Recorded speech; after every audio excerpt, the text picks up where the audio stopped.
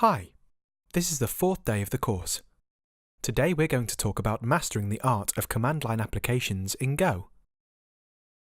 Before we start, let's review what we asked you yesterday and the task you had to do yesterday as an exercise. You were to implement a logging library with some expected outcomes. You had to define some logging levels, define handlers for this logging, and also the extra task was to implement a rotating file handler as well as some outputting the results in the console. Let's see an example implementation. Here I have defined the levels isType of int.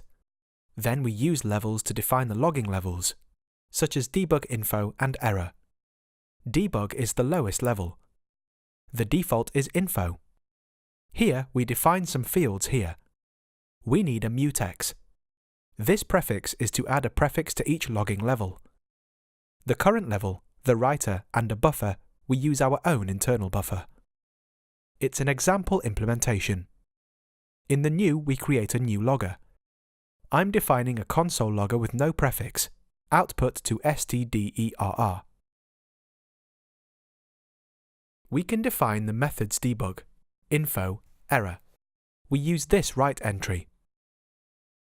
Because debug is the lowest level, it will always print.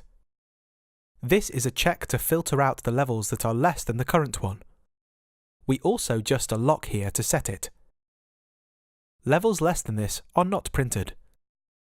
We can get the current level here, and this is a write entry. It's just a simple write to this buffer.